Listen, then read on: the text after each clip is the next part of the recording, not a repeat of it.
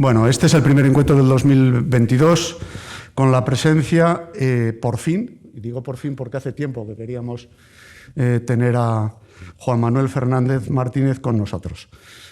En nombre de la asociación y de la Junta te agradecemos que hayas aceptado la invitación de acompañarnos para hablar del Consejo General del Poder Judicial, que es el órgano constitucional expresamente reconocido en la Constitución del 78 para ejercer la función de gobierno del Poder Judicial, en orden a garantizar la independencia de los jueces y magistrados,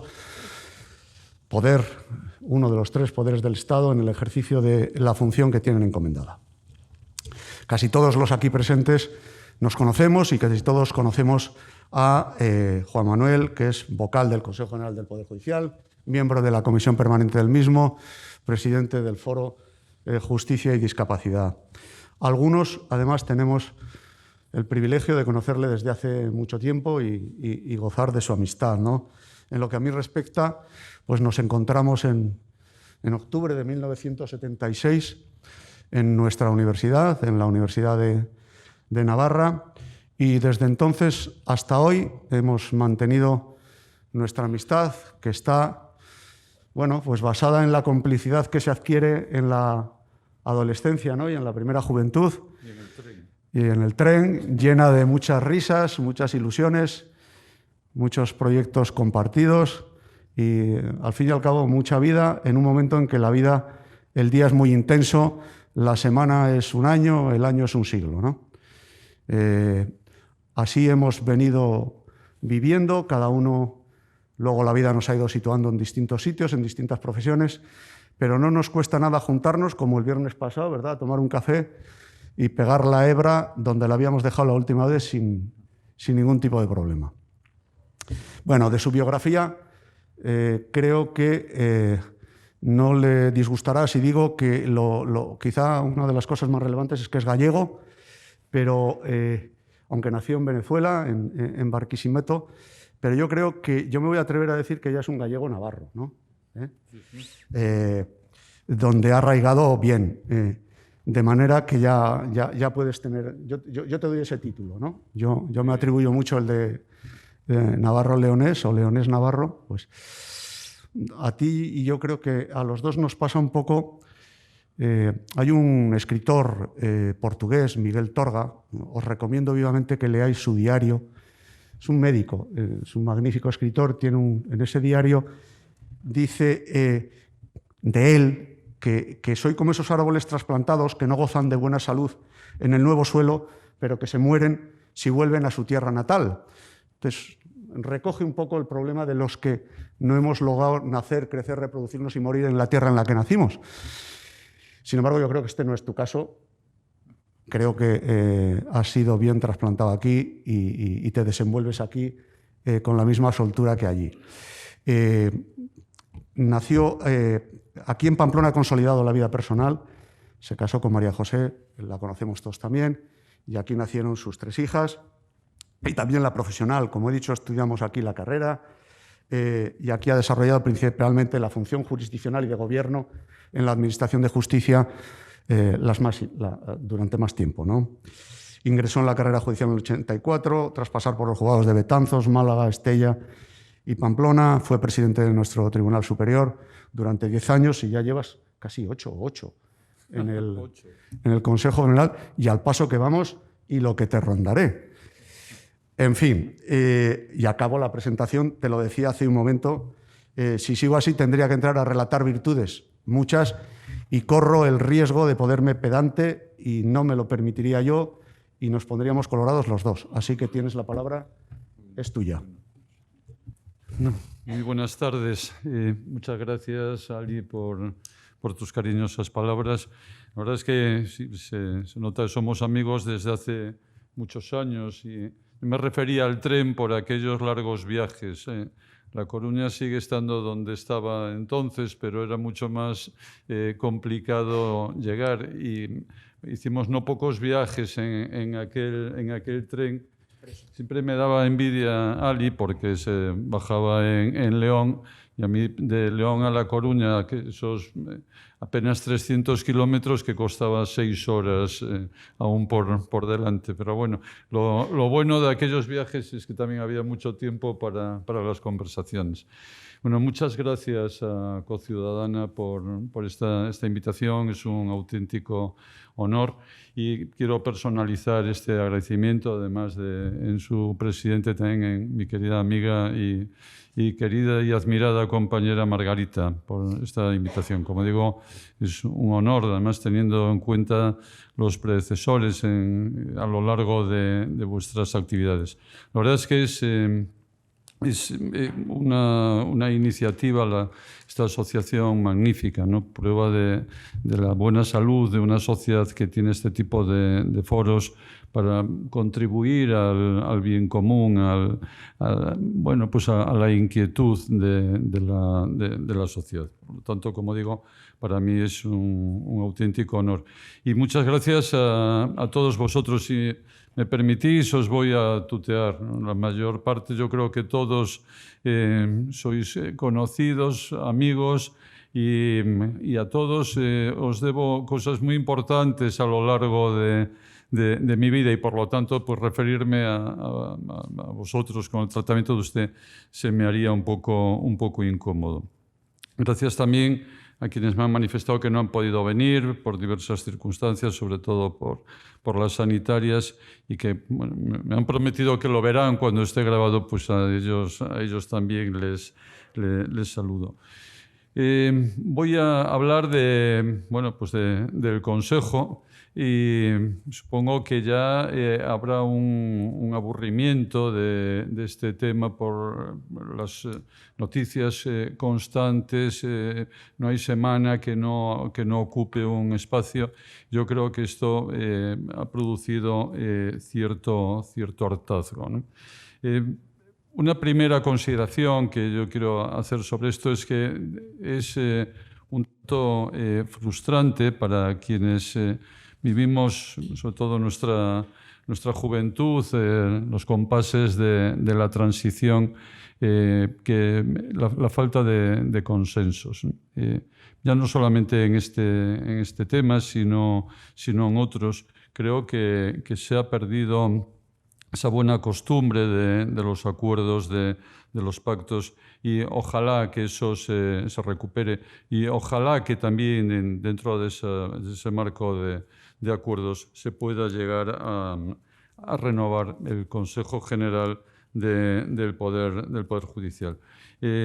Dos aclaraciones previas. En primer lugar, que trataré de no consumir demasiado tiempo, conforme me ha pedido Ali, para que haya un debate posterior, y ahí normalmente en los debates es donde los ponentes decimos las cosas más importantes, ¿no? A veces no las decimos ni en la exposición ni en el debate, pero bueno, es más sencillo en el debate en cuanto que ya uno se libera del esquema que trae, bueno, y la conversación va más fluida.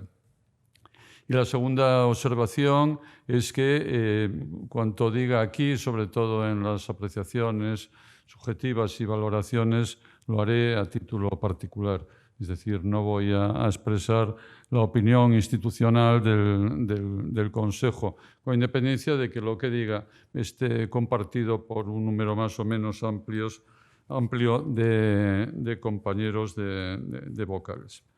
Bueno, el 4 de diciembre de 2013, 20 vocales tomábamos posesión, jurando, prometiendo nuestro cargo en el Palacio de la Zarzuela ante Su Majestad el Rey. Un rato después nos trasladamos a la sede del Marqués de la Ensenada, donde se constituía ya formalmente el Consejo, el séptimo de su andadura democrática. Un paréntesis personal: yo recuerdo aquel día como una mezcla de muchos sentimientos. Mi último acto como presidente del Tribunal Superior de Justicia de Navarra había sido la víspera en los actos de celebración del patrono San Francisco Javier.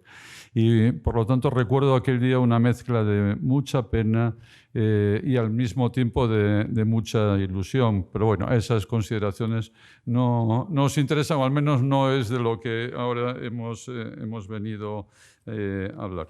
Retomo el tema, se constituye el Consejo y nuestra elección gozó de un amplísimo acuerdo parlamentario. Gozó de un apoyo prácticamente unánime, del 90 y pico % en cada Cámara. Y además yo creo que era una buena representación, o es una buena representación de las diversas corrientes, tanto en el ámbito judicial como en el ámbito jurídico. Fue además el primer consejo paritario en la historia.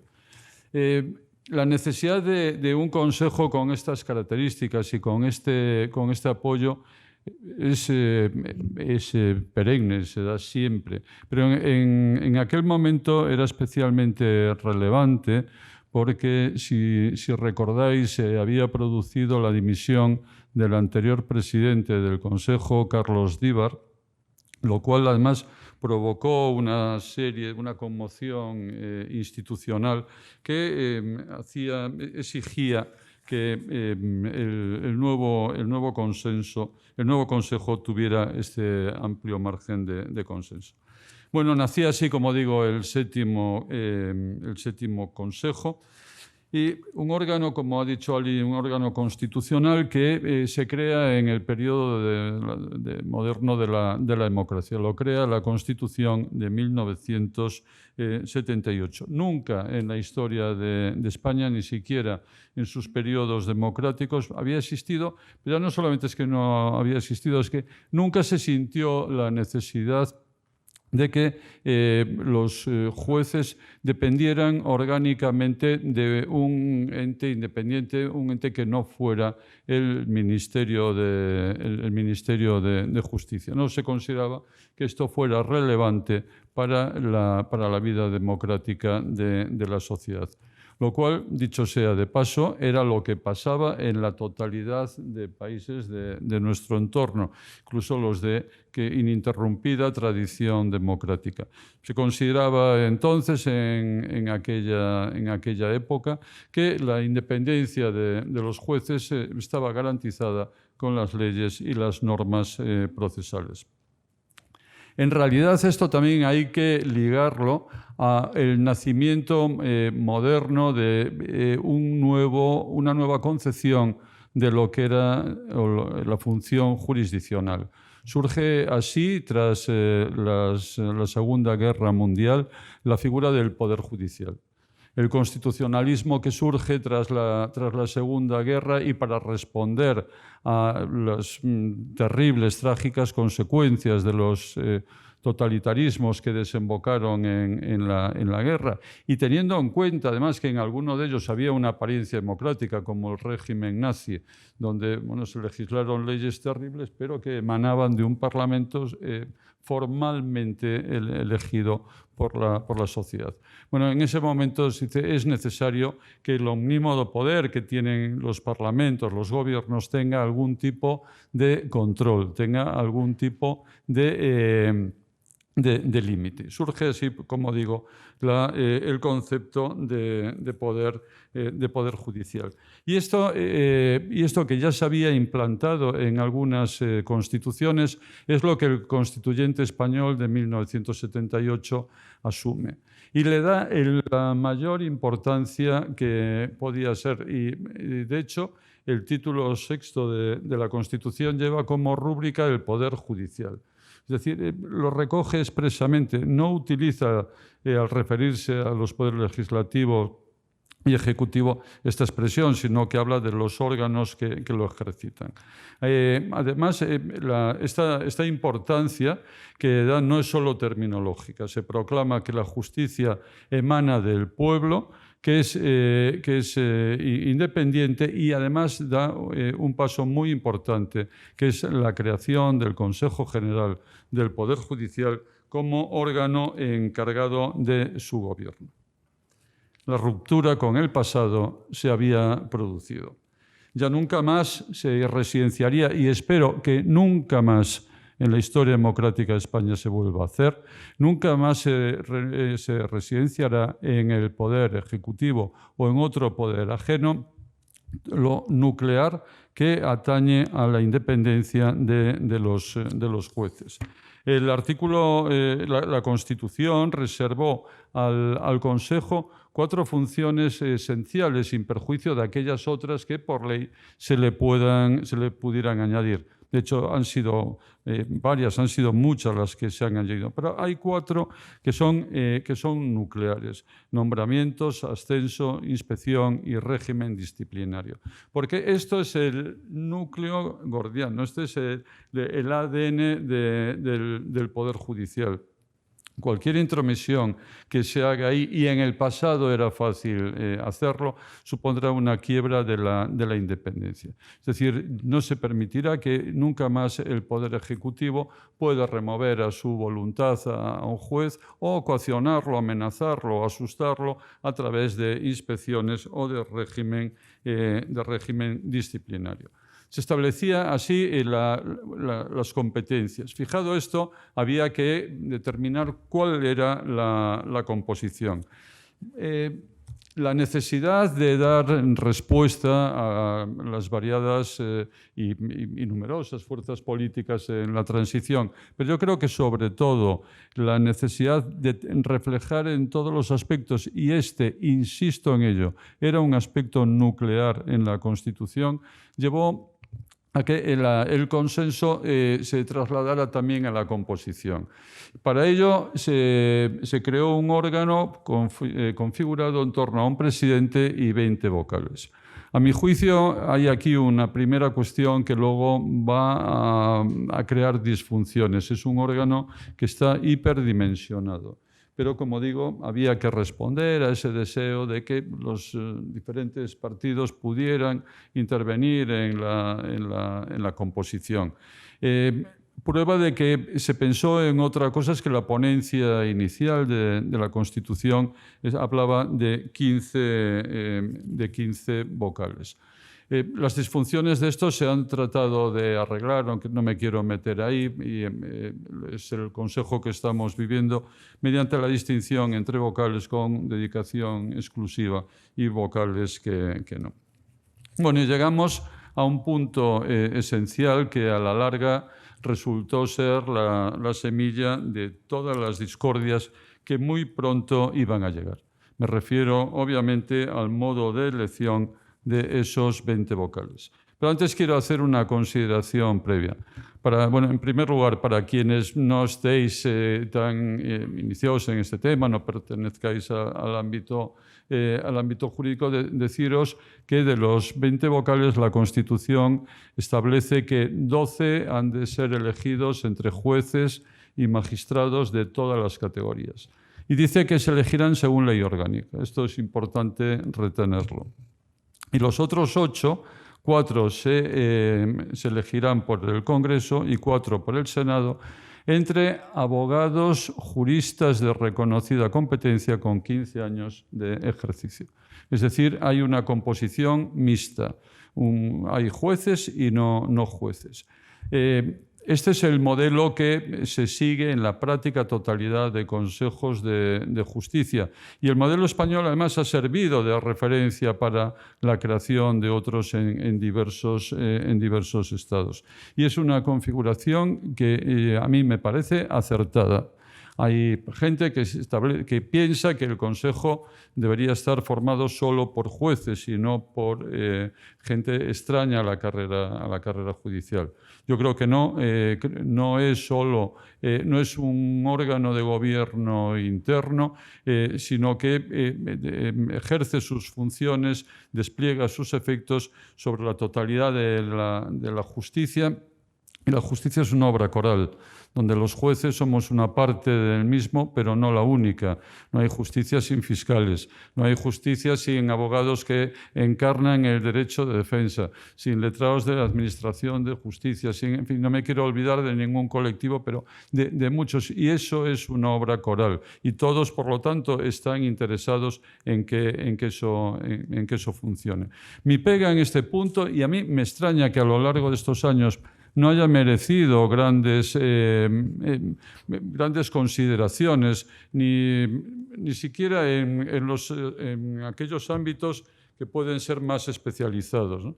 El modo de elegir a esos vocales de procedencia no judicial. La Constitución habla de cómo se elegirán, pero voy un paso más allá.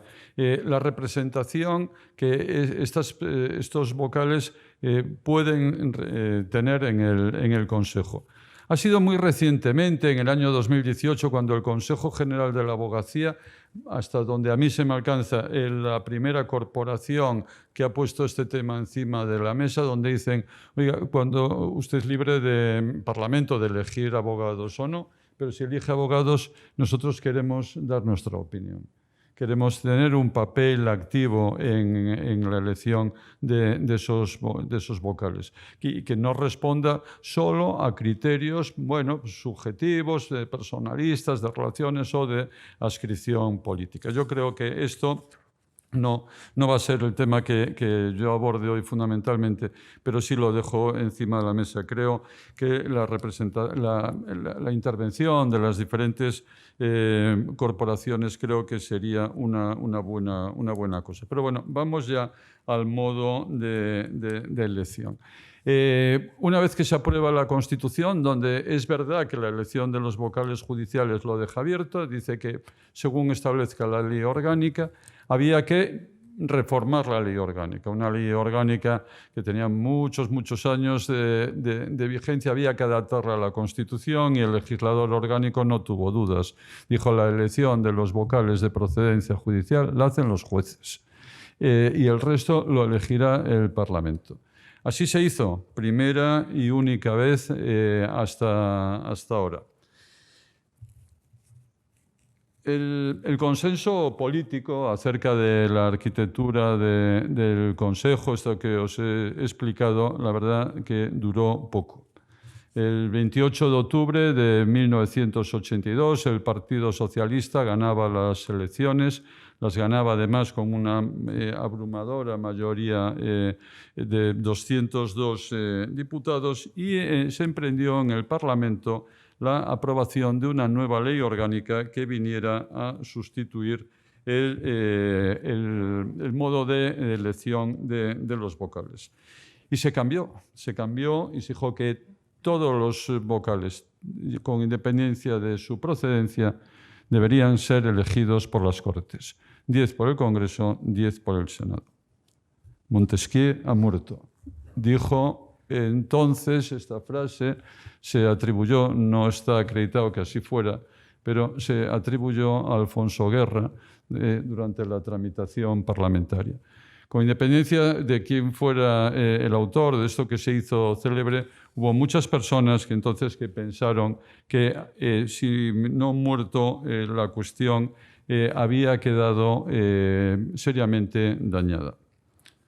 55 diputados de Alianza Popular, representados por el comisionado José María Ruiz Gallardón, interpusieron un recurso de inconstitucionalidad contra esta ley, con diversos aspectos, pero el modo de elección de los vocales, fue uno de ellos. Este recurso dio lugar a una sentencia muy conocida, la 108/86, del 29 de julio, a la que voy a aludir de inmediato en un párrafo pequeñito, porque es sumamente ilustrativo. Es curioso, hecho que el comisionado era José María Ruiz Gallardón, como 25 años después, un hijo suyo, a la sazón ministro de Justicia en el gobierno de Mariano Rajoy, anunciaba en la exposición del programa electoral, y hasta lo hacía con un punto de emoción, que el Partido Popular reformaría el sistema de elección para volver al modo originario. Sin embargo, 2 años después se elegía el nuevo Consejo, el actual, al que yo tengo el honor de pertenecer, y se hizo con arreglo al modo tradicional de elección parlamentaria de la totalidad de los vocales. La dimisión del anterior presidente, que ya aludida, de Carlos Díbar, en junio de 2012, y en vísperas de una trascendental reunión del G20 y en fechas en las que España estaba atravesando una gravísima crisis económica, donde se estaba barajando incluso la intervención, enfrió este ánimo revisionista.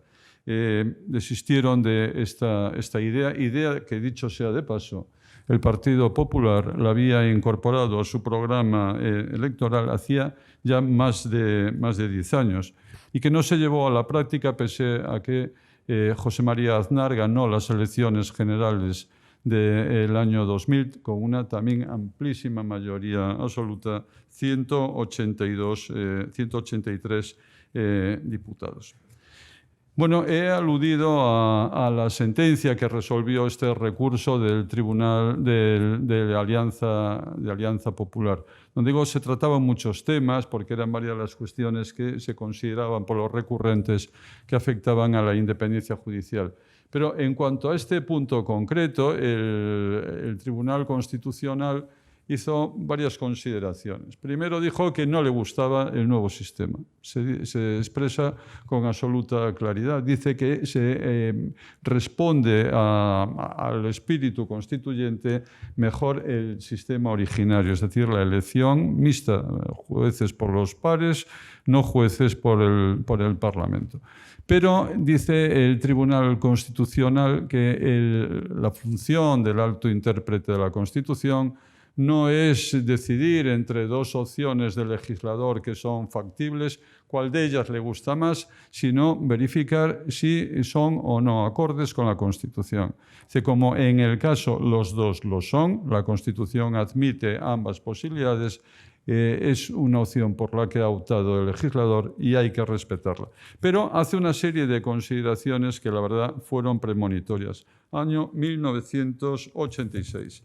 Decía el tribunal, ciertamente, es una cita breve, perdonadme que lo lea, pero está muy bien escrito. Ciertamente se corre el riesgo de frustrar la finalidad señalada de la norma constitucional si las cámaras, a la hora de efectuar sus propuestas, olvidan el objetivo perseguido y actuando con criterios admisibles en otros terrenos, pero no en este, atienden solo a la división de fuerzas existente en su propio seno y distribuyen los puestos a cubrir entre los diferentes partidos en proporción a la fuerza parlamentaria de estos.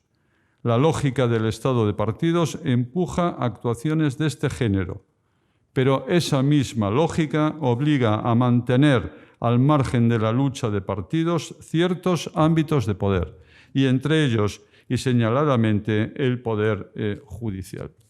Bueno, la desestimación del recurso consagró el modelo de elección parlamentaria, que es el que, con diferentes variaciones que no son del caso exponer aquí, se ha mantenido hasta hoy. En los últimos tiempos se trató de dar una mayor participación a los jueces a través de las asociaciones judiciales. Un colega y buen amigo dice que se hizo así un sistema hecho con lo peor de los dos posibles, con lo cual ya el despropósito ya era absoluto. Bueno, esto evolucionó en el año 2013 al formarse el actual Consejo, tratando de dar mayor participación a los jueces de una forma directa, exigiendo a quienes nos queríamos presentar el aval de al menos 25 compañeros. Bueno, estos son los antecedentes históricos expuestos muy sucintamente, espero que no de forma atropellada, y estamos en la situación actual. Como sabéis, llevamos 3 años en funciones, una situación de prórroga. El Consejo tenía que haber cesado el 4 de diciembre de 2018, pero aquí seguimos.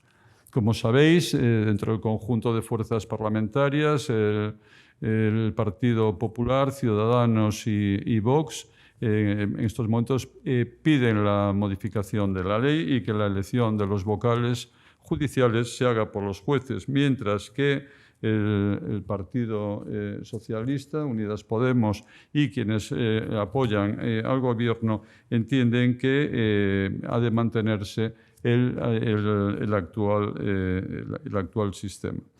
Bueno, yo os expondré obviamente mi parecer sobre esta cuestión y las dificultades que plantea el modelo. Pero antes de seguir, hago mías unas palabras de un insigne magistrado ya jubilado, prefecto Andrés Ibáñez, quien al hablar del diseño constitucional del Consejo decía: resulta imprescindible atribuir al modelo solo lo que es del modelo, poniendo en la cuenta de los responsables de su perversión, tanto en el campo político como en el judicial, lo que les corresponde. Y es que, en efecto, no todos los problemas que tenemos responden al diseño, sino que creo que tenemos responsabilidad, tanto partidos políticos como los propios jueces. Creo que hay un problema donde, por diferentes razones, ahora apuntaré aquí alguna, donde para las fuerzas políticas nunca hubo un buen momento para soltar el freno de mano, ¿no? Y un cierto sentido de, bueno, a ver qué es este poder judicial que ha surgido aquí, a ver qué es lo que hace y cómo se elige. Y desde luego ha habido actuaciones que son contrarias a lo que se pretendía y que puso de manifiesto el Tribunal Constitucional, resumido en esa frase que os señalaba. Trataré de justificar esto que estoy diciendo con algunas pinceladas. En primer lugar, a mi modo de ver, ya lo he dicho, las primeras Cortes no tuvieron ninguna duda acerca de cómo había que elegir a los jueces. ¿Qué pasa después? ¿Qué pasa en esa reforma que digo tan pronta, ¿no? Bueno, pues pasa que el Partido Socialista no se fiaba de los jueces. Había una consideración explicitada incluso por insignes juristas, tanto al hablar de esto como al hablar del Tribunal Constitucional. Había la idea muy extendida de que era un colectivo que era heredado del franquismo, sumamente conservador y marcado por su carácter corporativista. Esto eran unas ideas que estaban latentes en ese momento. Hablamos de los primeros años de la transición. Esto llevó no solamente a la reforma del Consejo, sino que hubo otro dato que fue muy significativo. Se adelantó la edad de jubilación. Había una edad establecida, se rebajó considerablemente y provocó además pues la jubilación de muchos compañeros, un tirón en el escalafón. Dicho sea de paso, ese tirón me trajo a mí aquí, cuando llevaba apenas 4 años en la carrera judicial. Con lo cual, bueno, pues visto cómo ha ido y hablando eso del árbol, creo que arraigué bien, con lo cual soy plenamente feliz aquí. Bueno, bromas aparte. Esta fue la situación. Esto es curioso, el paso de los años y llega Polonia. Llega Polonia, que tanto va a cambiar el tablero. Y Polonia hace exactamente lo mismo hace 3 o 4 años. Esta vez no es por el fascismo, esta vez es por el comunismo. Polonia dice que tiene un número muy alto de jueces comunistas y decide adelantar la edad de jubilación. Esto provoca un terremoto, luego aludiré también a ello, y ha sido objeto de muy severos reproches por parte de las instituciones de la Unión Europea. Pero bueno, dicho esto, sigo con el hilo argumental. He hablado de las descalificaciones, pero las descalificaciones de corporativistas, conservadores, cuando no fascistas, no se quedaron en el año 82. Hoy siguen actuales. Hoy siguen actuales. Y es lamentable cómo ante decisiones judiciales o acuerdos gubernativos, a veces los ataques son realmente furibundos, lo cual ha llevado al Consejo a tener que emitir en los últimos tiempos no pocos pronunciamientos pidiendo respeto institucional. Algo, la verdad, triste e insólito.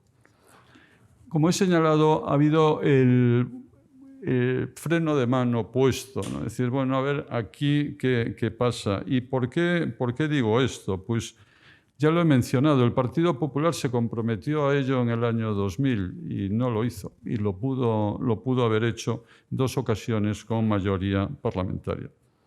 Por su parte, el actual Partido Socialista también proclamó la necesidad de introducir cambios que aseguren la independencia judicial. Y para muestra un botón, unas declaraciones de Pedro Sánchez en el año 2014, diciendo, leo textualmente, hay que despolitizar el órgano de gobierno de los jueces y que sea independiente. He propuesto al presidente, Mariano Rajoy, que los partidos dejemos de proponer candidatos. Podemos. En 2017, Unidas Podemos presentó una moción de censura, siendo presidente Mariano Rajoy. En su discurso, Pablo Iglesias, candidato a la presidencia, dijo, y leo textualmente, ustedes no quieren reformar la independencia del Poder Judicial. En su informe de 10 de octubre de 2016, el Grupo de Estados contra la Corrupción, Greco, dependiente del Consejo de Europa, denunciaba la falta de independencia judicial en nuestro país y ponía de manifiesto la poca voluntad del Gobierno por modificar el sistema de elección de miembros del Consejo General del Poder Judicial. Concluía el ex vicepresidente, no lo decimos nosotros, lo dice un organismo dependiente del Consejo de Europa. Ustedes no quieren reformar la independencia del Poder Judicial. Greco es verdad que viene proclamando desde hace mucho tiempo la necesidad de reformar la elección de vocales, y en el sentido de que los jueces vocales judiciales sean elegidos por los propios jueces. Pero no solo los partidos políticos, nosotros también hemos contribuido a esto, utilizando pues, terminales políticas, mediáticas, para intentar obtener no siempre el provecho general. En este apartado negativo están los predicadores mediáticos que de forma inmisericordia y cansina representan certificados del bien y el mal, de demócratas y no demócratas, erigiéndose en portavoces de un colectivo al que no representan en absoluto. En este punto también el muy mal resuelto tema de las puertas giratorias, del que no pocos ejemplos, del que hay muchos, algunos recientes, donde jueces y fiscales pasan de la justicia a la política sin solución de continuidad. Y en este punto hay un proverbio anglosajón en el ámbito del derecho, el remedio del castellano de la mujer del César, que dice que no basta con hacer justicia, sino que también debe parecer que se hace justicia. La apariencia en nuestro mundo es muy importante. No se trata solo de la fachada, pero no puede haber ninguna duda para la sociedad sobre este aspecto que es capital. Bueno, son Son muchos los ejemplos que podríamos poner, pero ¿por qué? ¿Por qué no se ha querido romper este cordón umbilical? En el año 22 de septiembre de 2008, el entonces presidente del Gobierno, José Luis Rodríguez Zapatero, comunicaba que había alcanzado un acuerdo con el líder de la oposición, Mariano Rajoy, para que Carlos Díbar presidiera el Consejo. La verdad es que la falta ya de decoro aquí alcanzó el cenit, ¿no? El presidente del Consejo se elige en la sesión constitutiva por los vocales del Consejo. Hacer una elección y anunciarla de la manera que se hizo no hacía presagiar nada bueno. Pero no solamente es este caso, también aquí hay muchos. Ha sido una jugada estupenda. El portavoz del PP en el Senado resumía en un tuit con estas palabras el reparto que PP y PSOE habían hecho en el intento frustrado de renovación del Consejo en noviembre de 2018. Y según ese tuit, los populares controlarán la sala segunda desde atrás. Bueno, en este punto creo que es absolutamente necesario mandar un mensaje de optimismo, ¿no? Es decir, la independencia de los jueces, gracias a Dios, está a salvo. No digo que no se vea afectada, pero sí está a salvo. Y los ciudadanos pueden estar tranquilos que en el ejercicio de la función jurisdiccional, en todos aquellos asuntos que se ventilan ante nuestros tribunales, los jueces actúan con absoluta libertad de criterio. Somos un colectivo de unas 5.500 personas, ya más mujeres que hombres, y donde a lo largo de la historia ha habido jueces buenos, jueces malos y algunos jueces que no deberían haberlo sido. Pero en su inmensa mayoría es muy perceptible el sentido de compromiso con el servicio público. Un poder judicial, más que en estos años de democracia, creo que ha dado sobradas muestras de su contribución a la vida democrática de España.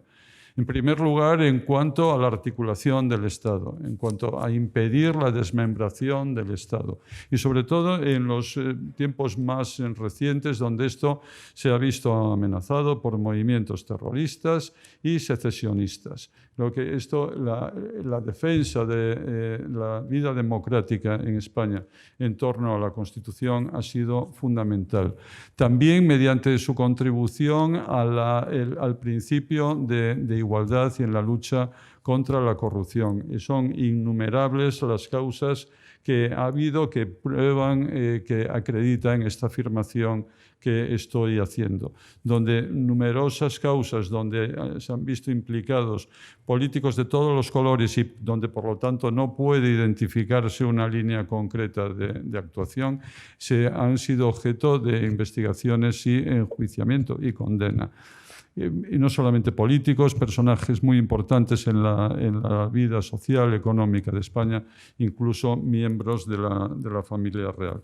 Por lo tanto, creo que esta es la gran contribución que el Poder Judicial, con nuestras virtudes y nuestros defectos, que no son pocos. Pero creo que desde el punto de vista de la independencia, creo que esto está así.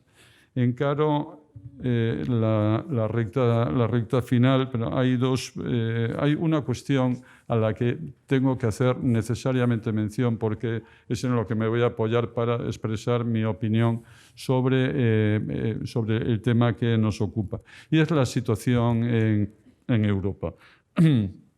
Bueno, como digo, los consejos, en Europa se les llama consejos de justicia, la figura equivalente a la nuestra, y son relativamente recientes. La mayoría de ellos se han implantado con posterioridad al español y ha tomado como modelo el nuestro, aunque el Consejo Español es el que más competencias tiene.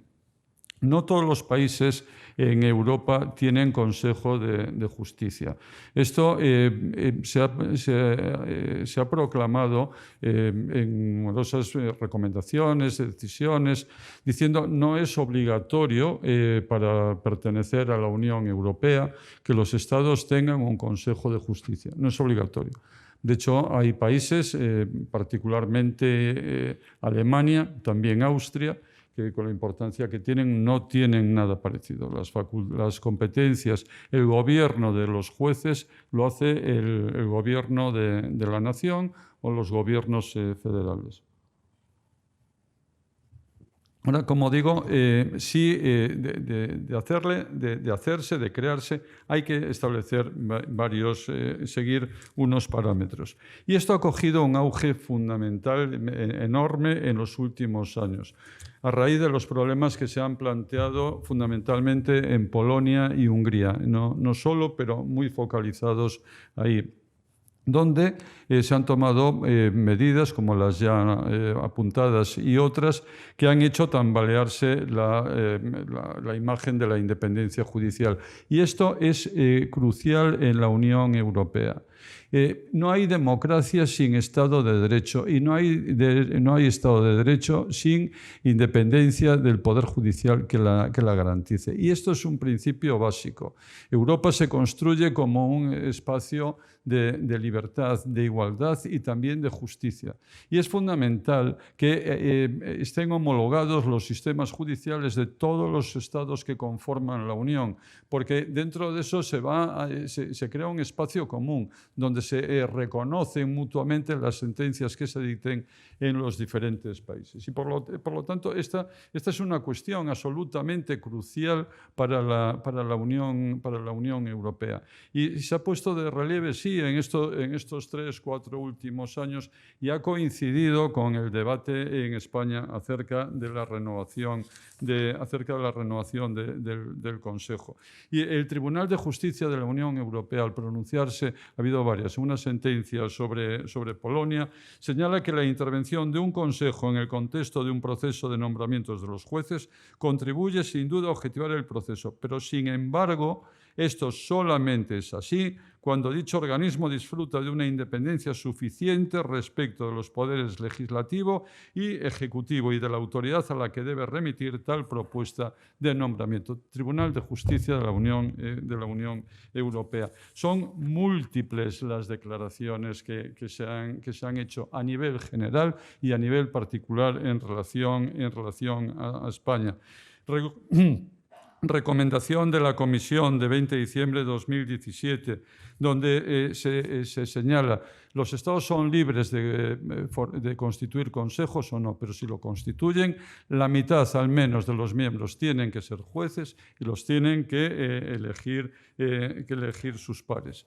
Esto, Unión Europea, pero en el ámbito más amplio del Consejo de Europa, así lo ha proclamado el Comité de Ministros del Consejo de Europa y el Consejo Consultivo de Jueces de Europa, que es un órgano de asesoramiento. He visto por ahí a mi querido amigo y colega Chicho Cobo, que fue el representante de España en este Consejo Consultivo. Por lo tanto, no me desmentirás, digo que ha sido siempre una prioridad para el Consejo Consultivo el establecer estos criterios, añadiendo además en las declaraciones que deben gozar de la más alta representación y diversidad de género y de regiones. La Red Europea de Consejos de Justicia, que aglutina los consejos dentro del ámbito de la Unión Europea, donde también lo he dicho, y el Tribunal Europeo de Derechos Humanos, donde ha señalado que no hacerlo así, no seguir esos parámetros que he indicado, supone una vulneración del artículo 6 del Convenio de Derechos Humanos. Pero es que en particular a España se ha dirigido la Comisión Europea en su informe de 2021 sobre la situación del Estado de Derecho en España, donde recoge todos los problemas que está habiendo con la renovación, plantea también la modificación que se intentó en las mayorías para la elección de los vocales y señala que la necesidad de que esto se haga así. El 21 de septiembre de 2020, el comisario de Justicia de la Unión Europea, Didier Reynders, tras reunión con las asociaciones judiciales españolas, decía que había que renovar ya, pero había que renovar conforme a esos parámetros. Y también lo ha dicho el Grupo Greco, como ya ha dicho la Comisión de Venecia. Acabo. El Consejo en la encrucijada es el título de la intervención. Encrucijada que tiene una doble acepción, el lugar donde se cruzan varios caminos o calles de distinta dirección, o, que es la que más me interesa ahora, situación difícil o comprometida en la que hay varias posibilidades de actuación y no se sabe cuál de ellas escoger. A mi modo de ver, en el momento actual, las posibilidades de elección se han reducido a solo una. Estas posibilidades, que era un debate que era factible hace unos años, yo creo que en estos momentos se hace una.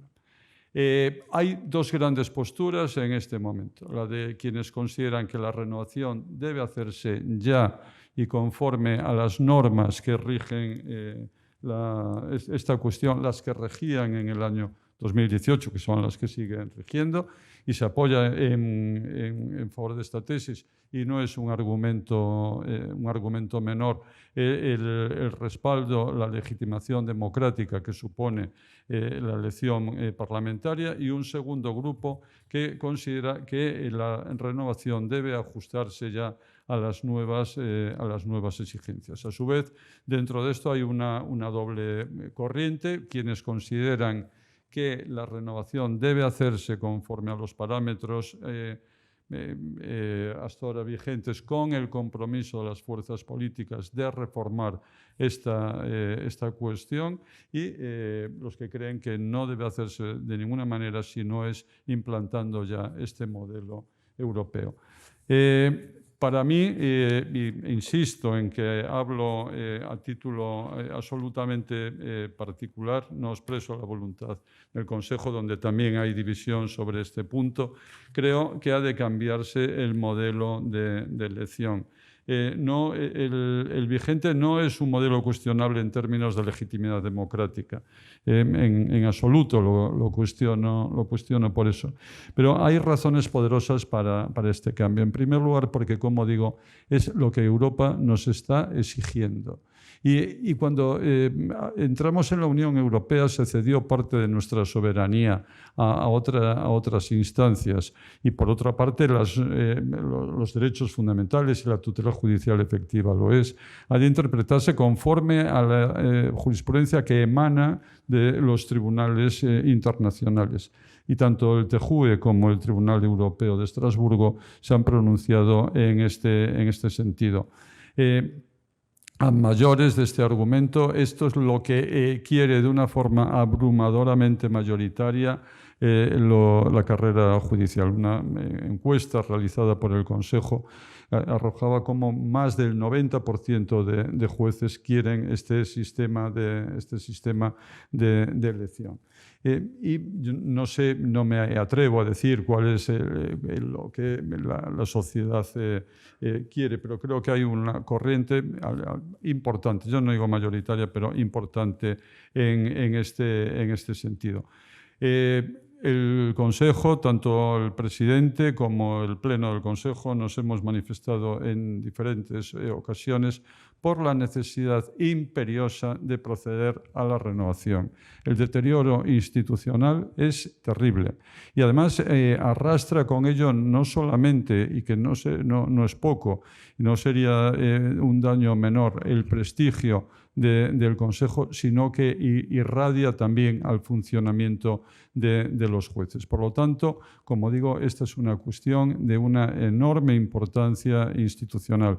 Decía al principio, ojalá que se vuelva a los consensos, esos consensos que permitieron la creación, la instauración de una sociedad democrática, que hemos alcanzado el mayor grado de desarrollo económico, político y social de nuestra historia. Y para ello es fundamental. Y reitero, y con esto acabo, con un reconocimiento público a la labor de los jueces. Jueces que, como he dicho, articulan el Estado, que garantizan los derechos y libertades de los ciudadanos. Y además un aspecto también que no es menor.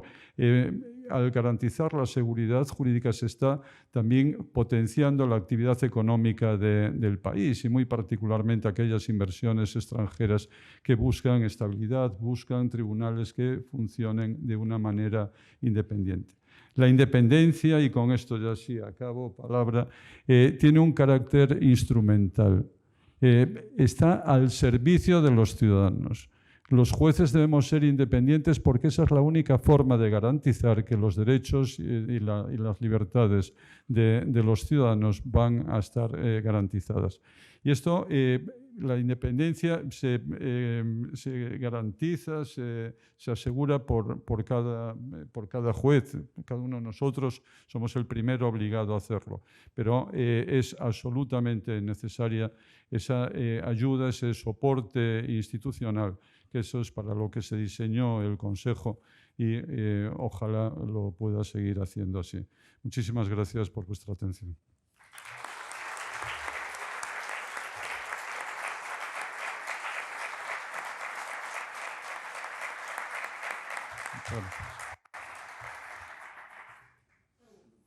Muchísimas gracias, Juanma, por la exposición. Se abre ahora, como siempre, un turno de preguntas, reflexiones, manifestaciones, elogios, críticas, incluso reproches. La palabra es vuestra, o sea que adelante. Venga, Antonia. Que ha sido una exposición fantástica, muy clara, muy estructurada y nos ha ilustrado muchísimo y muchísimas gracias. Pues muchas gracias, María Antonia, muchas gracias. Sí, la verdad es que la exposición, mañana sabremos bastante más de este problema que ocupa muchas horas de noticias. Sabremos mucho más. Es de agradecer el orden en los hechos, la fijación de la controversia y luego que cada uno opine lo que tenga bien, ¿no? Sí que es importante esto. Venga, va. Guillermo. Desde vuestro órgano, que es el Consejo, ¿vosotros percibís que exista la posibilidad de que los dos partidos mayoritarios se pongan de acuerdo no ya en elegir a la renovación, sino en cambiar la ley para la manera de elegiros? ¿Percibís que existe esa posibilidad o no? Yo sé que ahora el PSOE, su postura es hay que hacerlo con la ley actual y el PP dice que no lo quiere hacer con la ley actual, sino con la ley cambiada. Pero una solución a este embrollo sería, vale, cambiamos la ley para cambiar el sistema de elección. Y no sé si percibís vosotros que eso pueda ocurrir. Bueno, el Consejo no puede meterse en el terreno de lo que de cómo se debe hacer. Lo que sí nos podemos meter, y lo hemos hecho, es el de lo que se debe hacer, y lo que se va a hacer es la renovación. El presidente dirigió, perdió la cuenta de las cartas a las presidentes de las cámaras, instando a que se produjera eso. Ha habido acuerdos plenarios adoptados por unanimidad, diciendo que hay que renovar el Consejo, porque esto es fundamental para el funcionamiento del Consejo. Además, se ha producido un hecho que se ha querido vincular formalmente, no tendría por qué haberse hecho. Yo en este punto soy muy crítico con lo que se hizo, minoritariamente crítico dentro del Consejo. Me estoy refiriendo a la supresión de la facultad de hacer nombramientos a un Consejo en funciones. De forma que a esta situación indeseada de prórroga tan alargada en el tiempo se ha unido que no se puede hacer nombramientos, con lo cual se empieza ya a producir muy serios problemas, particularmente en el Tribunal Supremo. Pero bueno, como digo, retomando, en lo que todos estamos de acuerdo, además es una posición institucional que yo creo que es la correcta. Hemos pedido y urgido que por favor que esta renovación se haga en el modo que se estime procedente y con los compromisos que se estimen necesarios, pero que se haga. Ha habido momentos a lo largo de estos 3 años donde parecía que ese acuerdo era inminente. Sin embargo, después, por diversas razones, estos acuerdos no han llegado a consolidarse. Me preguntas qué es lo que percibo yo y cómo se va a hacer. No lo sé. No lo sé. En fin, tampoco quiero mandar mensajes negativos, ¿no? Pero llevamos 3 años viviendo una situación donde se dice, bueno, parece que sí, luego es que no. Vuelve a que sí, las noticias son incesantes, las preguntas son continuas, uno ya no sabe qué responder, ya hay una sensación de impotencia ante esto. Entonces, no me atrevo, Guillermo, a decir que cuándo se hará y mucho menos de cómo se hará. Yo he tratado en esto de exponer los hechos de lo que son hechos, tratar de ser objetivo en su exposición y en lo que es subjetivo he dicho mi opinión. Pero, en fin, no me atrevo a hacer ese pronóstico. Venga. Margarita y luego Pablo. Bueno, en primer lugar, agradecerte, Juanma, por haber venido y por tu magnífica conferencia. Yo, alguna cuestión puntual. Me gustaría que valoraras la reforma de Alberto Ruiz Gallardón en cuanto a la composición del Consejo del Poder Judicial, ese cambio de 8 miembros de comisión permanente con el resto, que compatibiliza su trabajo con el ejercicio como vocal. ¿Cómo valoras ese cambio y si ha sido un consejo que ha funcionado mejor o peor que los anteriores, con todos en dedicación exclusiva? Y luego la segunda pregunta era un poco en la línea de lo que has dicho, cómo afectaba la situación actual. Ya se ha hablado de nombramientos, pero afecta también en otros aspectos de vuestro trabajo del día a día, las comisiones, los trabajos siguen funcionando igual, ¿no? Y luego, por último, ¿cómo percibes que esta situación también afecta no solo a los vocales, sino a los jueces? Porque yo percibo una situación de hartazgo también en la carrera, no solamente motivada por las situaciones pues, de falta de medios, de precariedad, de escasez de órganos judiciales, sino que a esto, desde la propia judicatura, ¿tú crees que también se percibe con gran hartazgo esta situación de querer controlar al Poder Judicial?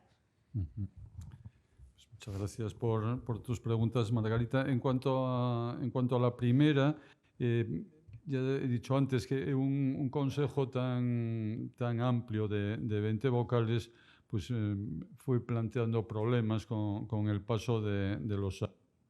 Se consideraba que bueno, ese reparto de funciones se podía hacer de otra manera. Por otro lado, pues, también se adujo en favor de las más razones en cuanto a que era un consejo, pues digamos que tenía un coste económico menor.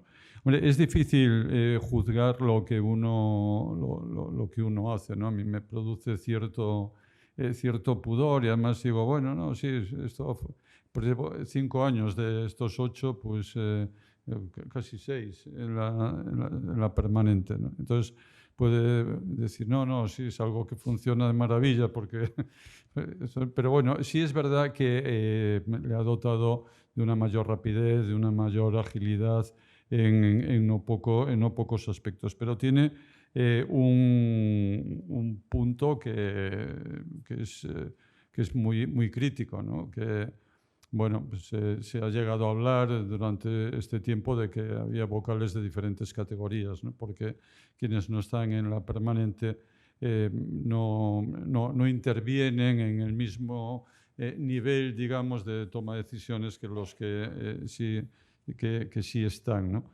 Que es verdad que las decisiones más relevantes son las que se toman en el Pleno y ahí estamos todos, pero creo que esta es una cuestión, un gran punto crítico y que ha llevado a que se haya reformado. O sea, es una reforma que no ha entrado en vigor porque lo hará con el próximo Consejo que se nombra, pero en el que no suceda ya no habrá este sistema.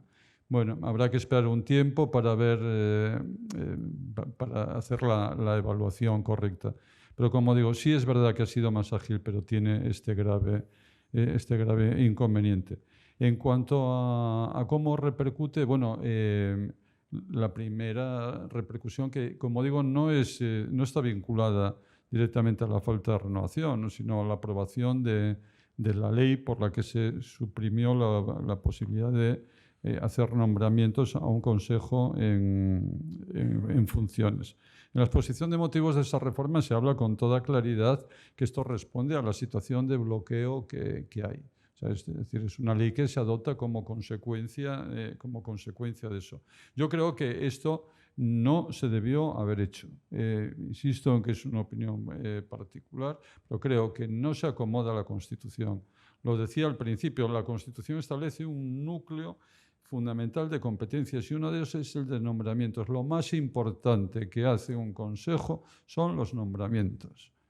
Es también lo más difícil, lo más crítico, lo más criticado, en lo personal lo que tiene un coste que yo no era consciente del coste que iba a tener, pero nunca de la intensidad del mismo. Pero es lo más importante, porque son los nombramientos de la alta magistratura del país. Y esto, en mi humilde opinión, no se puede tocar, se esté en funciones o no.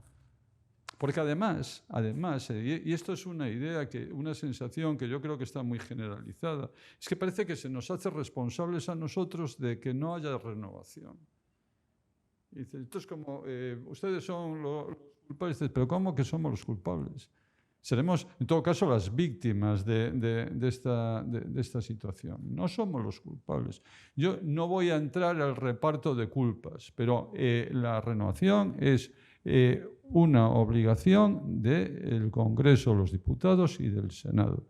Y, por lo tanto, no nos puede trasladar la impotencia, la imposibilidad, de lo que quieran decirse unos a otros al Consejo. Y por lo tanto, esto a mí me parece que es muy grave. Está recurrido ante el Tribunal Constitucional, ha salido en la prensa que no va a ser objeto de resolución de una manera inmediata. Bueno, pues a mí me gustaría que sí se hiciera. Pero es que es más, yo creo que el Consejo debió haber iniciado un conflicto de atribuciones, siendo un paso muy serio y absolutamente excepcional. Vamos, como es público que esta fue mi postura y así está recogida en un voto particular, lo digo.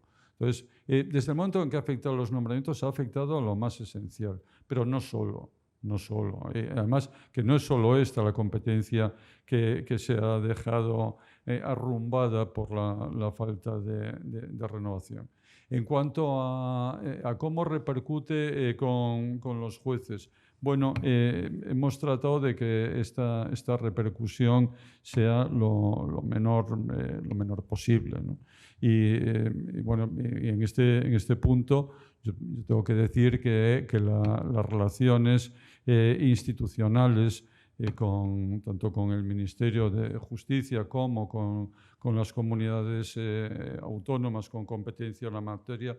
En justicia creo que se han desarrollado con un grado de lealtad y de absoluta normalidad, y dentro de la simetría que hay, ya que para unas comunidades autónomas la justicia es una materia prioritaria y para otros no tanto, y por lo tanto el presupuesto que se dedica a esto cambia según los territorios, pero creo que en este punto se va manteniendo de una manera correcta. Pero sin duda afecta.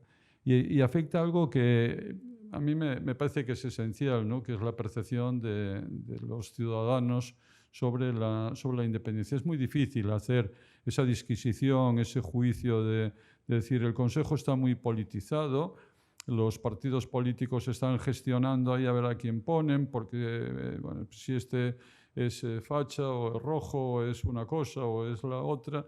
Y esto es muy difícil, como digo, de no trasladarlo a los jueces, ¿no?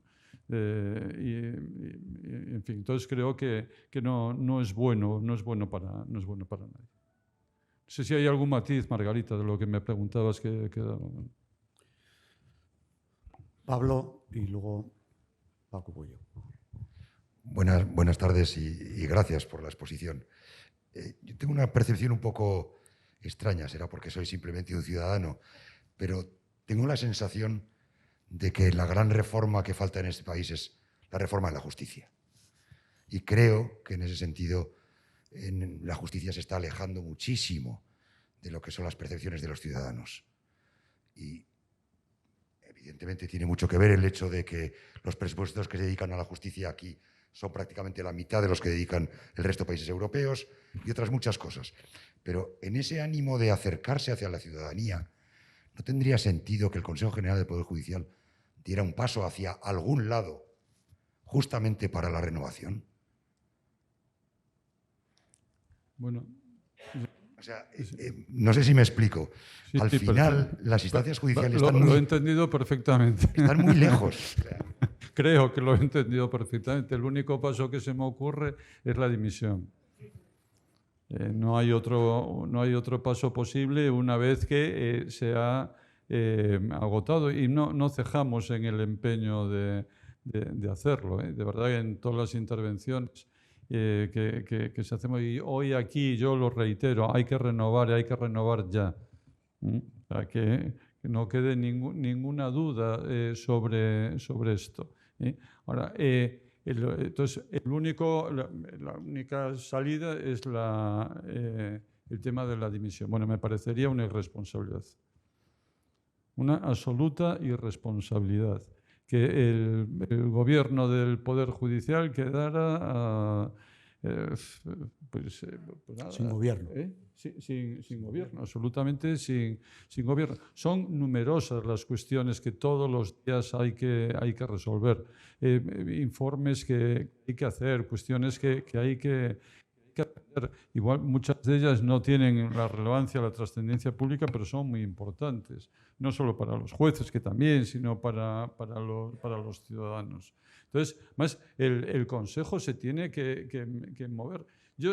La cuestión del Poder Judicial que yo dejé apuntado al principio de la conferencia, esto nos daría para mucho tiempo y yo no me quiero meter ahí. No es un poder como es el Ejecutivo o el Legislativo. Me parece que eso ha sido un error, esa conceptuación, pero sí es un elemento de control. Claro que sí, y ahí ese es el papel fundamental que tiene que jugar. Ojo, desde la responsabilidad.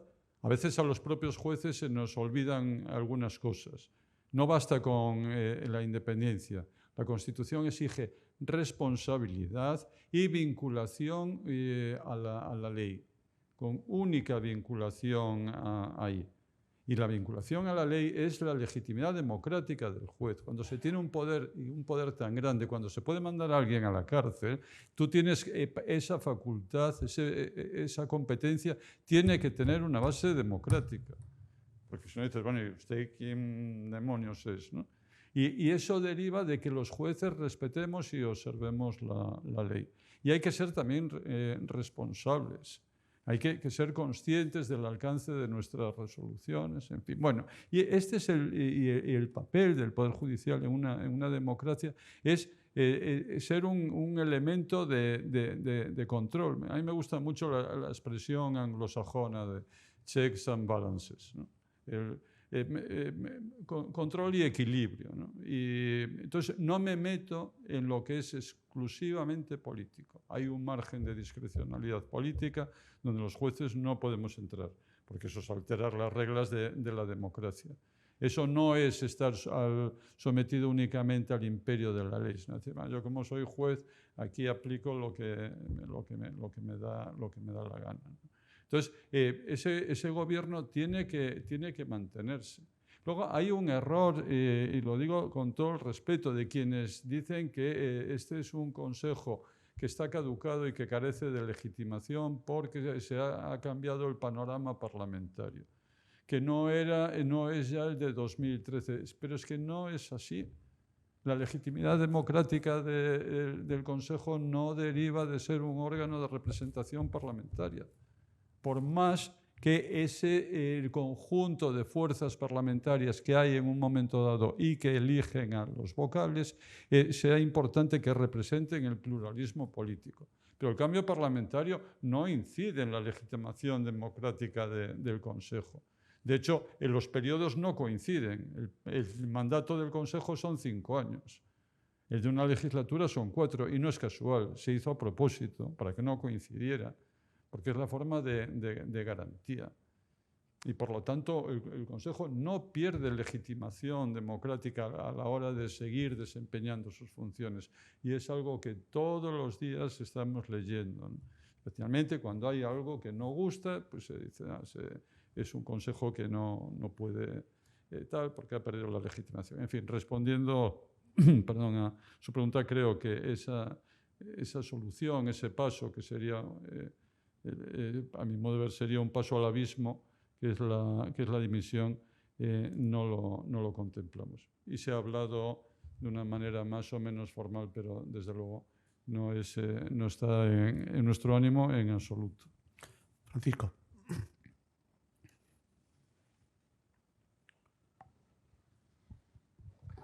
Bueno, Juanma, es un placer, es como siempre, escucharte. Has trazado perfectamente desde el punto de vista institucional de los principios lo que debe ser el Poder Judicial. Y has apuntado una cosa importante, que yo creo que es muy importante, aunque sí que lo ha hecho el Consejo, incluso la Sala de Gobierno del Tribunal Supremo, para ganar la batalla mediática del ciudadano, que esto tiene unos efectos prácticos enormes, afectando al núcleo de nombramientos. Afecta al Tribunal Supremo, y se dice poco y se debe decir más, en el que la paralización de nombramiento del Tribunal Supremo supone una paralización de dar respuesta al ciudadano.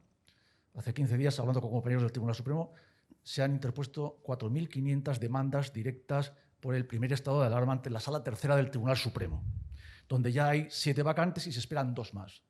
Yo creo que, aunque se insiste por el Consejo, y repito, el propio presidente del Consejo, esta batalla mediática hay que ganarla para que el ciudadano sepa que no solo estamos en el ámbito de los principios, sino que esto tiene una repercusión muy negativa en la tutela judicial efectiva.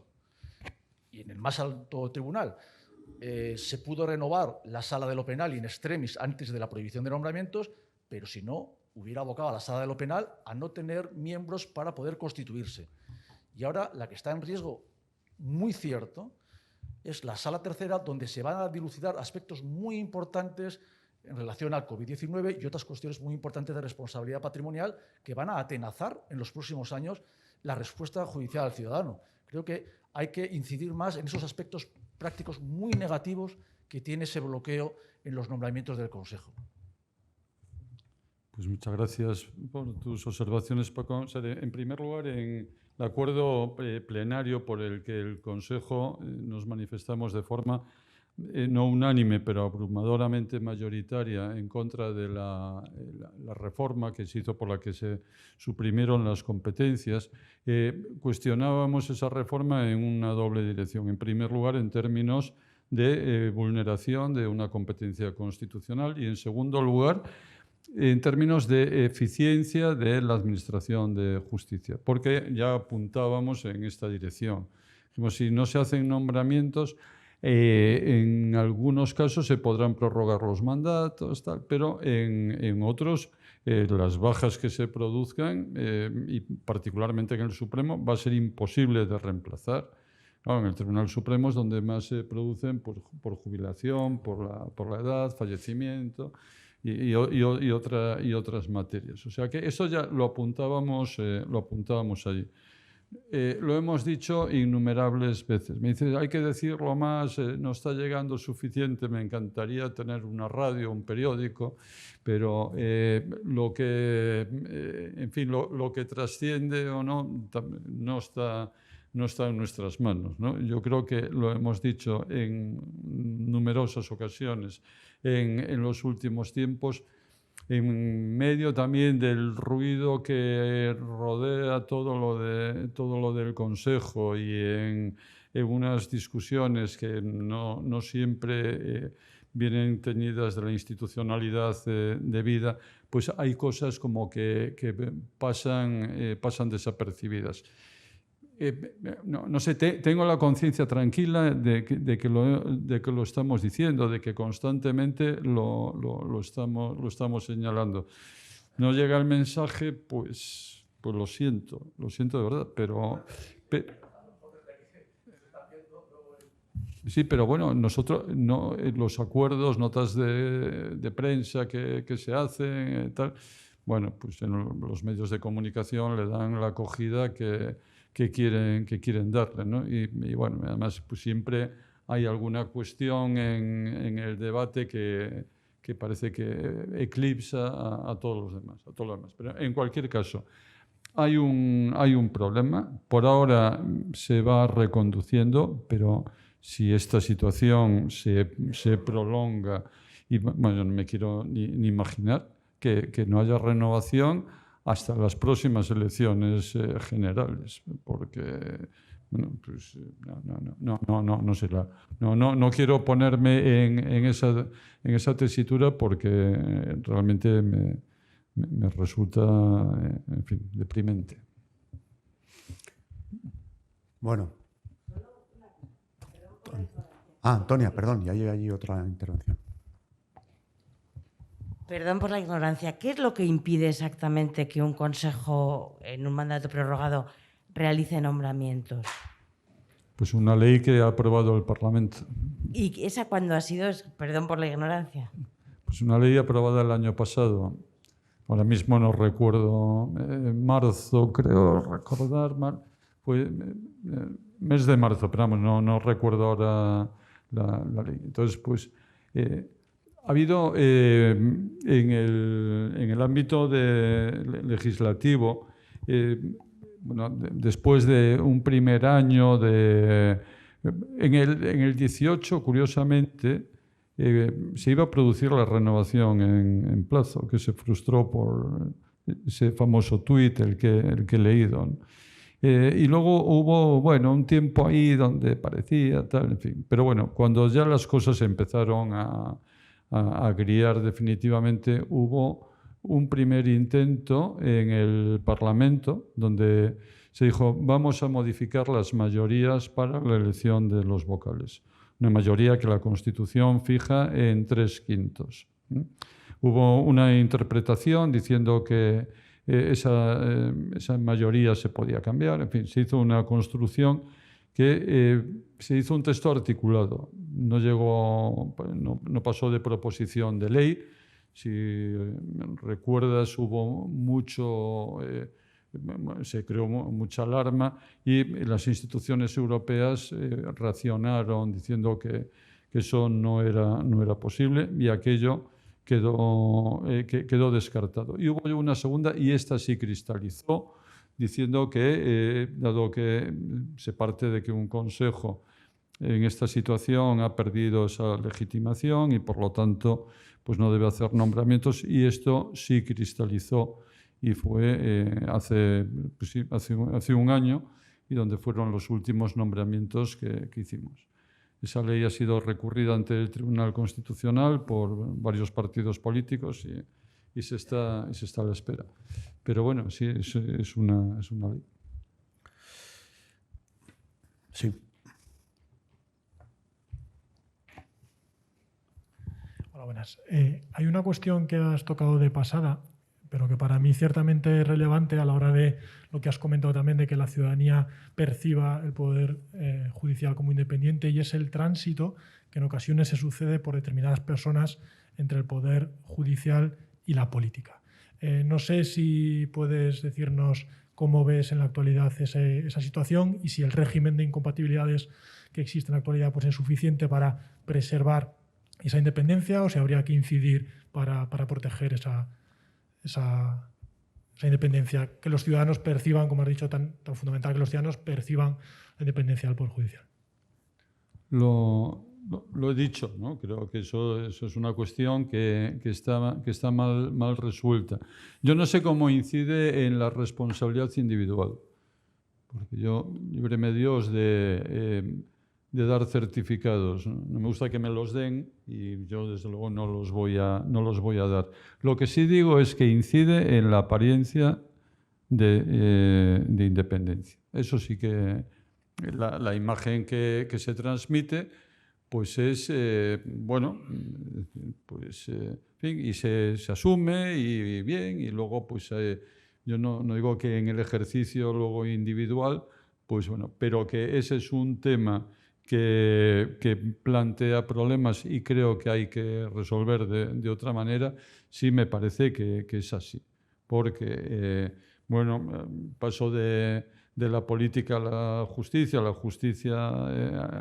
la política, pero fundamentalmente me preocupa el de la política a la justicia, ¿no? El de la política, pues obviamente no la exteriorización porque todos los jueces tenemos ideología política, todos.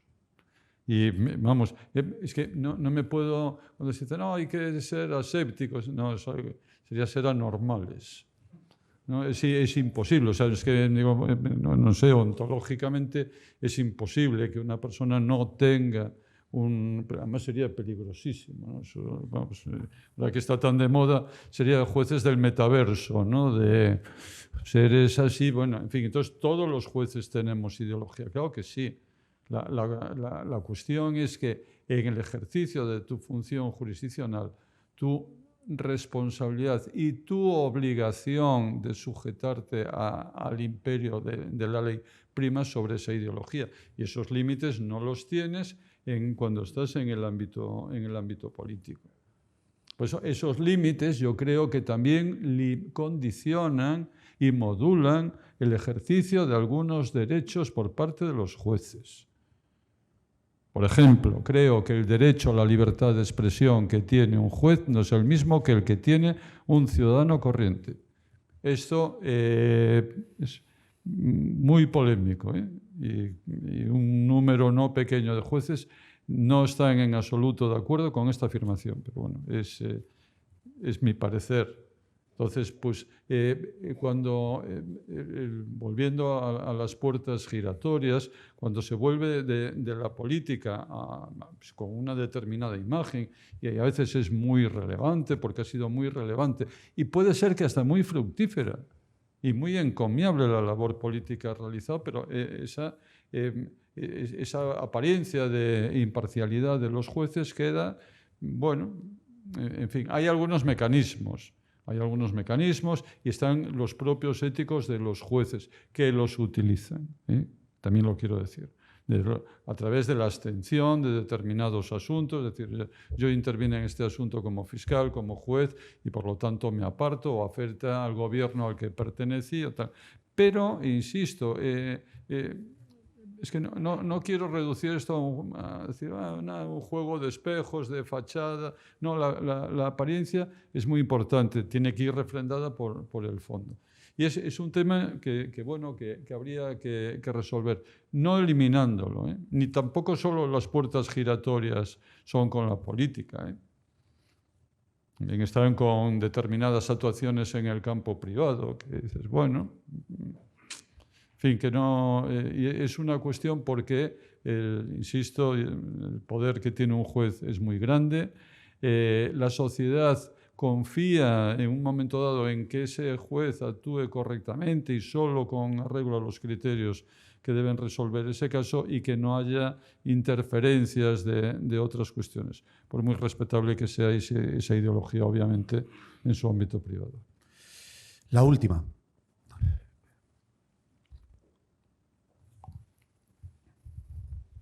Sí, quisiera agradecer al ponente por su claridad, los datos que nos ha ofrecido, el recorrido histórico que ha hecho y sobre todo la delicadeza con la que ha planteado determinadas cuestiones que son objeto del debate político y se han mantenido en todo momento en su sitio, ¿no? Lo cual siempre es de agradecer cuando se está en estos foros.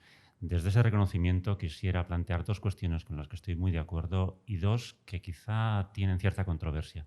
Ante todo, me ha gustado mucho cuando has hablado de la independencia judicial como algo que existe y que vemos todos los días en el ejercicio jurisdiccional de base. El buen trabajo que hacen los jueces, las juezas a todos los niveles, eso es lo que muestra la independencia judicial, más allá de lo que se diga sobre las altas esferas si una decisión está más condicionada por otro. Reivindicar eso es algo necesario y es de agradecer. En el mismo sentido, cuando has dicho que la legitimidad no está puesta en cuestión porque haya caducado el mandato, porque efectivamente su legitimidad viene dada por el papel que la Constitución atribuye al Poder Judicial y dentro al órgano de gobierno del Poder Judicial, más allá de que haya cambiado el color político del Parlamento que en su día eligió. Eso está muy bien dicho y hace falta decirlo. Pero creo que también, y aquí empieza la parte quizá de cierta discrepancia, hay que decir también que así como la jurisdicción, el ejercicio jurisdiccional de base es un signo evidente de la calidad y la independencia del Poder Judicial, también es cierto que los nombramientos que se hacen al Supremo, a los grandes órganos de la cúpula de la Judicatura, no cuestiono que no sean todos ellos de gente preparada, pero dentro de la gente preparada creo que no serían los mismos nombramientos con este Consejo o con otro. Es decir, no diré tanto como que hay un sesgo ideológico, pero sí que ahí ya, sin entrar en si hay independencia o no, quiero decir, hay una consecuencia, digamos, entre quiénes son los que están eligiendo y quiénes son los elegidos. Y por último, cuando has planteado en términos de encrucijada, ¿no?, las distintas opciones, elegir con la ley y luego ya se cambiará o esperar a que cambie para poder elegir. La ley está para cumplirse y la ley es la ley vigente. Y por lo tanto, cumplir o no la ley vigente no es objeto de las decisiones propias de una encrucijada en la segunda acepción con la que la has definido. Se pueden alegar razones a favor y en contra de las distintas soluciones. Yo soy partidario de las reflexiones que ha hecho perfecto Andrés Ibáñez, al que con muy buen criterio has hecho mención. Pero lo que creo que desde un punto de vista democrático y jurídicamente hay que hacer es cumplan ustedes la ley, cumplan con su papel, me refiero a las cámaras, y después cambien lo que haya que cambiar. Pero plantear como una especie de chantaje, no vamos a facilitar esos consensos para el cambio que requiere ahora la ley porque quiero que antes me cambies el modelo, me parece que no es objeto de una crucijada. Creo que estamos ya más en el ámbito de presiones no del todo legítimas. Es mi opinión. Bueno, yo, en primer lugar, Rafael, quiero manifestarte mi más sentido y sincero agradecimiento por tu presencia hoy aquí, así como la del consejero.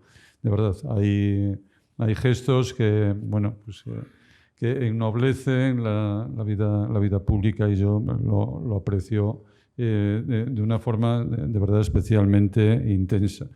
Creo además, no quiero responder a tus palabras tan cariñosas, parece que de verdad reciprocidad, pero créeme que lo digo de una manera sentida, la magnífica relación que estamos teniendo desde el Consejo en diversos ámbitos con con el departamento, con el consejero también en su época de portavoz del grupo parlamentario en la presentación de las memorias por el presidente del Consejo, donde tenemos espacios de diálogo y de debate.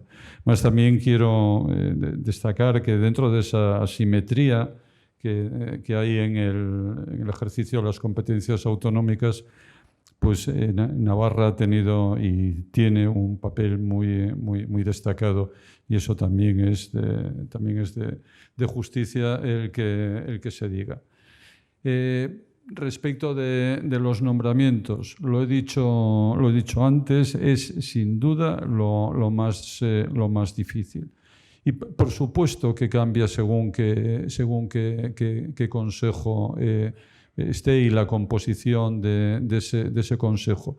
Pero eso es algo que el Constitucional, en esa sentencia que dije, no ponía objeciones. Y yo tampoco. Yo creo que los 8 vocales de procedencia no judicial permiten el juego de esas diferentes corrientes de opinión, de esas diferentes sensibilidades, en fin, igual que también las hay en la carrera judicial. Lo que pasa es que en un debate mucho más contenido, por razones obvias, ¿no? Entonces, por supuesto que hay, y no está mal que en función de eso haya una determinada línea más predominante o no. Lo que yo creo que no es admisible de ninguna manera es que el Consejo elija solo por razones de adscripción ideológica, ni que se vaya al Consejo solo por razones de adscripción ideológica. Esto es lo que no resulta admisible. Por supuesto que se puede hacer una adscripción, pero hay que partir de una valía, de un mérito, de una capacidad. Y hay ejemplos, hay muchos ejemplos en la vida pública española de nombramientos discrecionales. Y creo que si se echa un vistazo, con independencia que a algunos nos puedan gustar más, menos y que discrepemos, pero en términos generales, yo creo que si se ve el panorama del Tribunal Supremo, del Tribunal Constitucional, en fin, sin entrar en polémicas puntuales, concretas, pero, y con una visión histórica, cogiendo los tribunales desde el principio, pues creo que hay un grado razonable de elaboración de esto. Entonces, yo no me opongo a que esos factores, esos elementos se puedan tener en cuenta y primen más o menos, porque así se ha hecho siempre.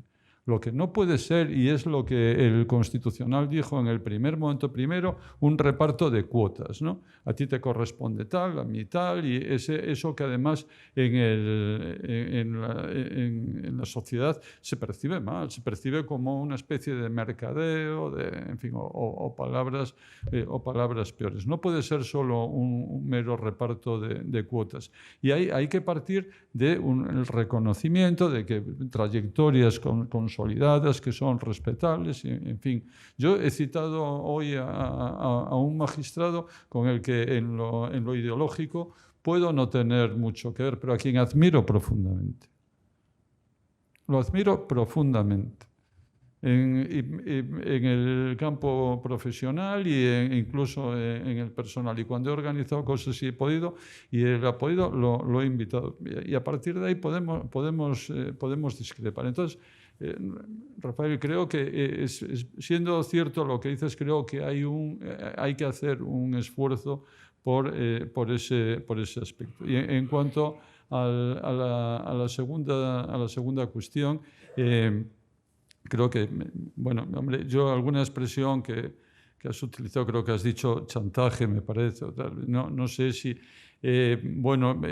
pero sí creo que en este debate, creo que la solución mejor habría sido, no sé si lo sigue siendo, el de decir, bueno, se reforma ya porque toca, porque es la legislación, y bueno, pues estudiamos las formas de estudiar eso, ¿no? Porque el demorar más tiempo creo que nos va a llevar a consecuencias tremendas. Pero yo en este punto y aunque sea una reunión donde por el grado de relación sea más o menos coloquial, yo no puedo meterme en decirle a las fuerzas parlamentarias cómo tienen que abordar esta cuestión. Líbreme Dios, a mí no me gusta que me digan cómo se debe regir el Consejo, admitiendo las críticas que se nos hacen, pero yo no me voy a meter cómo hacerlo. Lo que digo, reitero, y quiero que no quede ninguna duda, es que el Consejo tiene que renovarse ya, lo antes posible. A partir de ahí, apelo a la responsabilidad de las fuerzas políticas y he puesto sobre la mesa elementos de juicio que creo que son insoslayables. Pero yo no soy quien para decir cómo se hace esto. Reitero mi agradecimiento por la pregunta y por vuestra presencia hoy aquí. Bueno, pues muchísimas gracias a todos. Es, creo, uno de los encuentros más largos de todos los que hemos tenido y más nutrido de asistentes. Muchísimas gracias, Juanma, por tu exposición. Decía al principio que me atrevía a considerarte ya gallego navarro y veo que la parte navarra te va mejorando con el tiempo. Has utilizado, te has mojado. No ha habido mucho depende y eso es importante. Eso está muy bien. Te estás metiendo en un terreno peligroso, Ali, porque a mí ese tópico de los gallegos, con eso tengo un sentido del humor muy limitado y no... Bueno, pues no la liemos, dejémoslo aquí. Dejémoslo aquí. Bueno, muchísimas gracias a ti. Bueno. Primero, muchísimas gracias a todos. Estamos, en fin, tenemos una representación magnífica. Está el gobierno, está el consejero, como has dicho, está la oposición. Gracias por Javier. Está la magistratura, está dignísimamente representada por su presidente, los jueces y magistrados, presidentes de sala, los abogados. Gracias, Blanca, por venir. Están compañeras procuradoras, están Ana y Elena por ahí y algún otro. Muchísimas gracias a todos. Y desde la asociación decir que estamos encantados de que este primer encuentro del 22 se haya desarrollado en estos términos y me atrevo en nombre de toda la asociación y de la Junta, y creo que recojo el sentir de todos, esta anomalía institucional debe acabar, efectivamente debe acabar cuanto antes. Al fin y al cabo es un incumplimiento constitucional y la Constitución es el rodrigón que sirve para garantizar la convivencia de todos y esto debe acabar. Nosotros somos muy pequeñitos, pero si sirve de algo, pues dicho queda. Sí, muchísimas gracias a todos. Un minuto que quiero hacer míos también en las palabras de agradecimiento. Me he referido al Ejecutivo, faltaría más referirme al Parlamento Foral y a las fuerzas aquí representadas, expresándoos también mi agradecimiento, mi respeto y también la colaboración que siempre ha tenido y sigue teniendo con el Poder Judicial. Perdón, Ali. Nada. Hemos acabado.